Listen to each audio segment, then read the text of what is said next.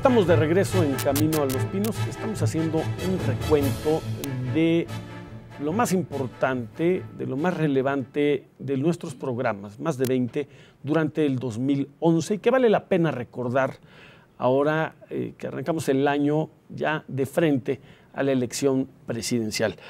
Ahora le vamos a presentar a usted fragmentos de la entrevista que nos concedió Carmen Beatriz López Portillo Romano.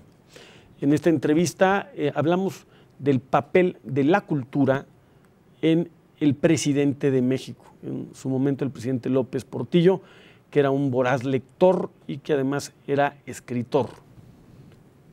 Yo creo que este es un tema que siempre va a estar en el interés del público, la importancia o no de la cultura como herramienta de decisión política, el conocer nuestra historia, pero sobre todo la genialidad política. En la historia de México, grandes hombres de nuestra historia han sido políticos sagaces, políticos audaces, y obviamente esto pues, nos hace ver con un contraste el humanismo y la capacidad de decisión política. Vamos a ver este tema con Carmen Beatriz López Portillo.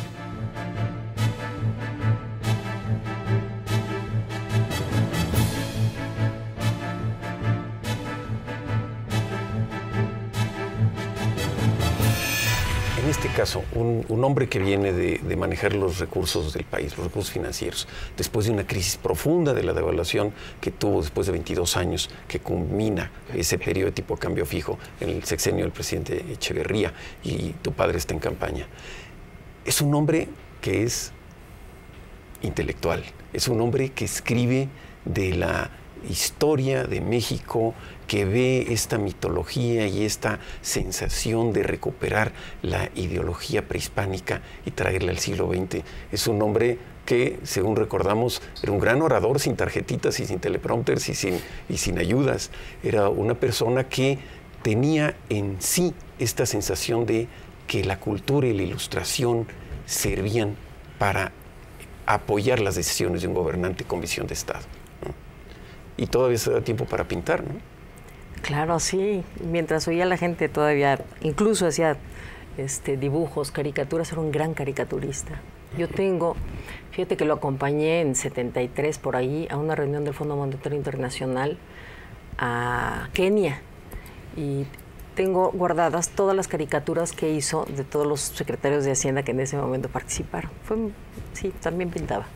En ese entorno familiar, música, arte, cultura, tu madre, tus hermanos, tu padre, ¿cómo sintieron esta sensación de transferir o buscar darle al resto de la población esa fuerza de identidad que tienen o esa fuerza de conocimientos? Esa tarea que todavía hoy sigues haciendo tú en la Universidad del Claustro, construyendo cultura en la sociedad.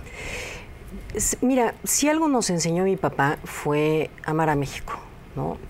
Nos inculcó el amor por su historia, el amor por sus raíces, por sus tradiciones, y una idea de cultura que va más allá de las actividades artísticas. Es decir, una idea de cultura en donde lo que se entiende por cultura es, por un lado, un sistema de símbolos y significados que le dan referencia y le dan sentido a lo que haces y a la forma como piensas y cómo crees y cómo convives y cómo te vinculas con los demás, pero también la cultura como un espacio de acción y de enriquecimiento de esa cultura dada.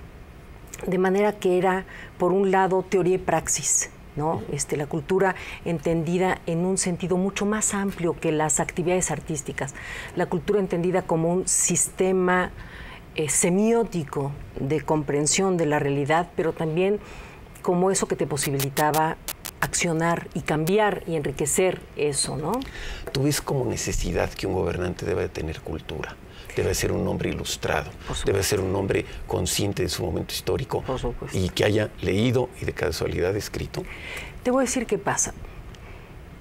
Yo creo que el saber te permite poder valorar distintos escenarios. Si tú sabes, si tú conoces, si tú estás enterado de lo que pasa, tus opciones electivas son muchas. Si tú lo único que conoces es una flauta, lo único que vas a aprender a tocar es una flauta. Si conoces todos los instrumentos de la orquesta, podrás elegir cuál de esos instrumentos tú quieres tocar. Entonces, el conocimiento te da posibilidad de valorar lo que mejor conviene a tu vida y a la vida de los otros. Y esa valoración te va a permitir elegir el mejor camino. Es un enriquecimiento de la libertad. Lorenzo, el tema que platicamos en su momento con Carmen Beatriz, antes de que pasara el traspiés de Enrique Peña en la Feria Internacional del Libro en Guadalajara, ahora a finales del 2011, era un tema que anticipábamos podía ser relevante, pero lo más importante no es si te acuerdas o no del autor o te acuerdas o no del título del libro. Lo importante es la sensibilidad, porque finalmente lo que hay en los libros son ideas. No es el libro como culto, como se practica algún deporte o no. Es el hábito de estar en constante adopción e interpretación de nuevas ideas, que es indispensable, eso sí, para gobernar, no nada más administrar. Yo creo que es la gran diferencia. Se puede administrar muy bien sin leer un solo libro, estoy absolutamente de acuerdo. Puede ser un gran administrador.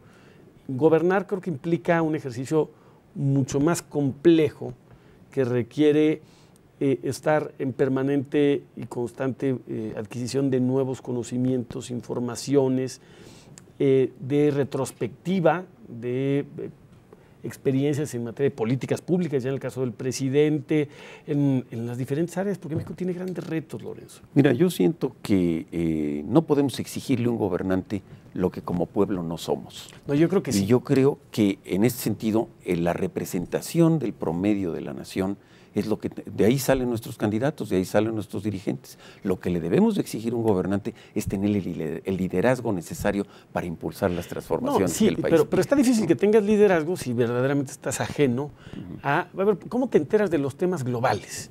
Solamente leyendo, o sea... Y estando atento a los medios de comunicación, estando atento a la información de tu tiempo. Pero no solamente en los medios de comunicación, no solamente te vas...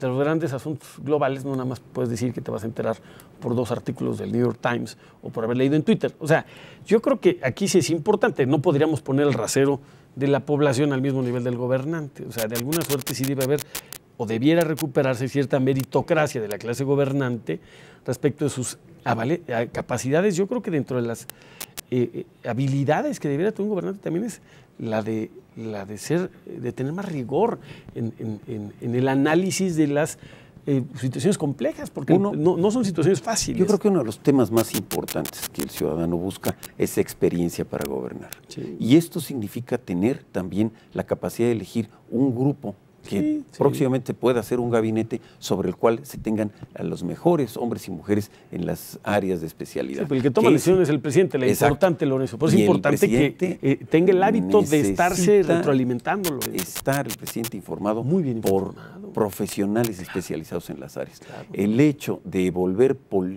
puestos políticos, áreas técnicas, yo creo que quizá también es uno de los grandes dilemas de esta elección. Vamos precisamente pues a seguir adelante. Este año va a ser un año muy interesante. Vamos a tener a lo largo de este año toda una serie de temas que ya están esta semana. Hemos visto ya temas fuertes en las campañas. Vamos a un corte y regresamos con ustedes. Seguimos en contacto con ustedes en nuestras redes sociales, nuestro Twitter, nuestro buzón de voz, y regresamos en Camino a los Pinos.